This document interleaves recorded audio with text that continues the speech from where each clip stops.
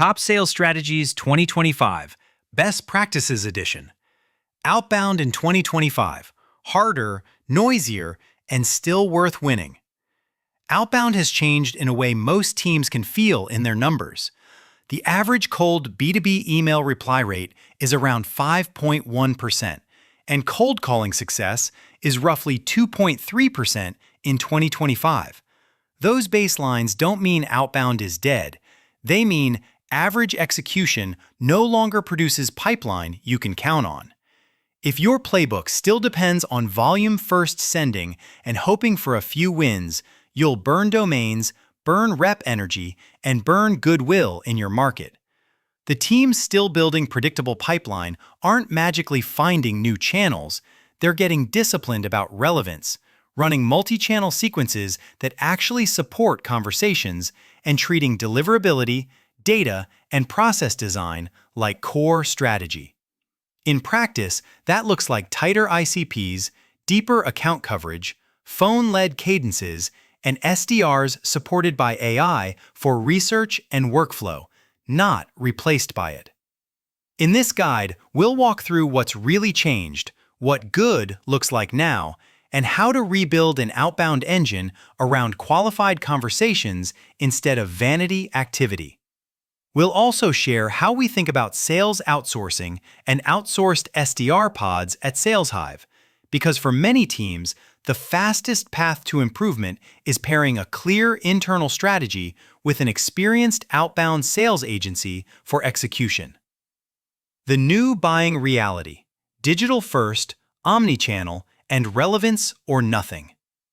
B2B buyers have become simultaneously more self-serve and more selective. Gartner reports that 61% of B2B buyers prefer a rep-free buying experience, and 73% say they avoid suppliers that send irrelevant outreach. So the interrupt and pitch model is getting rejected faster than ever. The takeaway isn't that humans don't matter.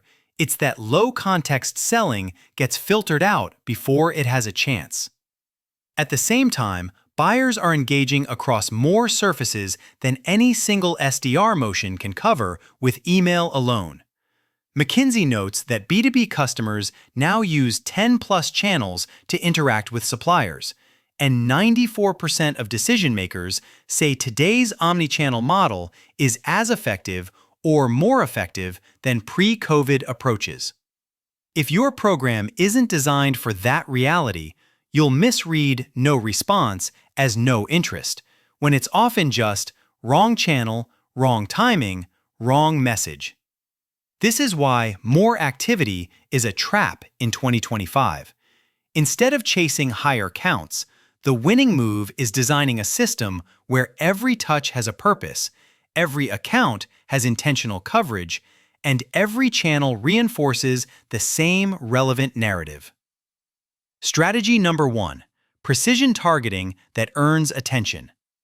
The most common outbound mistake we see is treating copy as the primary lever while the ICP stays vague. In a world where 73% of buyers avoid irrelevant outreach, mid-market SaaS or manufacturers 100 to 5,000 employees isn't an ICP, it's a directory search. Precision targeting is what turns cold outreach from interruption into a plausible business conversation. A practical way to tighten quickly is an ICP sprint built around evidence, not opinions. Pull your last 12 to 24 months of best fit closed-won deals. Identify the patterns that correlate with retention and expansion, not just fast closes, and translate those into a simple checklist your team can execute. Firmographics, technographics, and trigger events that create urgency. When we build programs for clients as a B2B sales agency, we treat this checklist as non-negotiable because it's the guardrail that protects both performance and brand. Precision also means multi-threading from day one. Buying committees are the default, so working one contact per account is like pitching a proposal to a single voter and calling it market coverage. Aim to enter each target account with multiple angles across roles so you can create momentum even if one stakeholder ghosts, changes jobs, or simply isn't the right entry point. Strategy number 2. Multi-channel sequences with the phone as the spine. Email-only sequences are underpowered in 2025 because they rely on the same crowded lane every other cold email agency is using. When you anchor your cadence in calling and use email plus LinkedIn to support the conversation before and after, you create more surface area for a buyer to engage when it's convenient. This matters even more as buyers spread their attention across 10+ channels and expect sellers to meet them where they are. Yes, the average cold calling success rate is about 2.3%, and that's exactly why process matters. The strongest cadences typically include 3 to 5 intentional call attempts per account over a short window, with voicemail and emails that add context rather than repeat the same pitch. The goal isn't more dials, it's more live conversations with people who are truly in your ICP and have a clear reason to care. If you want a concrete starting point, build one net new sequence per persona that runs 15 to 20 touches over 3 to 4 weeks across phone, email, and LinkedIn. Multi-channel programs regularly outperform single-channel outreach. One 2025 dataset shows a 287% increase in results when SDRs combine email, LinkedIn, and phone versus running a single channel. The common failure mode is stuffing those touches with generic checking-in messages. Every touch should introduce a new proof point, a new trigger, or a new question that moves the buyer forward. Stop playing the volume game, play the relevance game, and use the phone to turn that relevance into real conversations. Strategy number 3, deliverability and data as first-class sales levers. If your emails don't land, your sequence doesn't exist. One benchmark shows roughly 17% of cold emails never reach the primary inbox due to bounces or spam filtering, which makes domain health and list quality mission critical. Treating deliverability as someone else's problem is how teams end up with declining reply rates, damaged sender reputation, and no clear explanation for why the top of funnel dried up. Operationally, this needs an owner and a cadence. We recommend a weekly deliverability dashboard that includes bounce rate, spam flags, inbox placement signals, and domain warm-up status, reviewed the same way you review meetings booked. Pair that with list-building services that prioritize validation and consistency in CRM fields, because bad data doesn't just waste time, it trains reps to believe outreach doesn't work. A common mistake is trying to fix performance by rewriting templates while continuing to send to unverified contacts and stale accounts. Instead, invest a sprint in foundations. Validate emails and direct dials, standardize your segmentation, and remove any process that encourages reps to just add more leads. Strong B2B list-building services and consistent hygiene will often lift results faster than another round of copy tweaks. Strategy number 4, AI-augmented SDRs, co-pilot, not replacement. AI belongs in the SDR workflow, but only in roles where it creates leverage. Research summaries, first draft personalization, sequencing administration, and prioritization. Used well, it gives reps more time for live conversations and better prep before calls, which is exactly where skill still matters most. Used poorly, it produces robotic outreach that buyers recognize instantly and ignore. To decide where AI helps, start with your time audit. If reps spend hours per day stitching together context from websites, LinkedIn, and internal notes, that's a perfect automation target. If they struggle with discovery, qualification, and objection handling, that's a coaching target. In our experience running SDR agency programs, the best outcomes come from pairing AI output with strict human editing standards, clarity, specificity, and a real reason for outreach. AI also helps you balance inbound and outbound intelligently.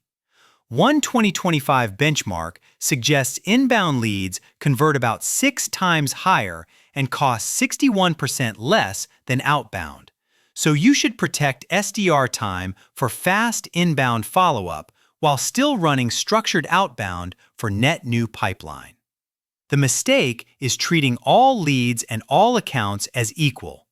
AI can help triage, but your team still needs rules about what fast, high intent, and qualified actually mean. Strategy number 5, org design, metrics, and when sales outsourcing works. In 2025, SDR results are often limited by org design, not effort. When reps are responsible for everything, prospecting, list cleanup, research, writing, calling, and reporting, execution gets shallow and inconsistent. Specialization, even light specialization, tends to outperform generalist chaos. Tighter handoffs, clearer accountability, and more time spent in the work that actually drives pipeline. This is where sales outsourcing can be a strategic advantage, especially for teams launching a new segment, region, or vertical. A well-run outsourced sales team can bring proven calling frameworks, consistent QA, and the operational muscle to run multi-channel experimentation without derailing your internal team. The key is outsource for focus, not abdication. Keep ICP, positioning, and feedback loops in-house, and let a partner execute and iterate within those guardrails. If you're evaluating a cold calling agency or B2B cold calling services, tie the decision to outcomes and fit, not just activity volume. Define what a qualified meeting is, align on disqualification reasons, and measure downstream conversion into opportunities, not just meetings booked. When the system is designed correctly, adding capacity, whether through hiring or an SDR agency, can translate into an additional 10 to 20 plus qualified meetings per month without lowering standards. Strategy number 6, build a 90-day improvement plan you can actually execute. Most outbound programs don't fail because the team lacks ideas. They fail because there's no structured plan to test, learn, and lock in what works. Start by auditing your funnel against modern benchmarks. Email reply rates near 5.1%, call to meeting around 2.3%, and deliverability gaps like the 17% of emails that may never reach the primary inbox. Where you're below baseline is where you focus first: targeting, messaging, channel mix, or rep skill. Next, design one multi-channel cadence per core persona and run it as a controlled pilot. Keep variables tight: same segment, same list source, same call blocks, same messaging framework, and a clear definition of positive reply versus noise. This is the fastest way to learn whether the constraint is market fit, channel strategy, or execution quality. Finally, decide how you'll staff the work. Some teams choose to hire SDRs, others hire SDRs and add an outsourced pod for experimentation. Others lean on an outbound sales agency to move faster without adding headcount. Whatever route you pick, the success pattern is the same: weekly scorecards, fast iteration, and relentless focus on qualified conversations, not just more touches.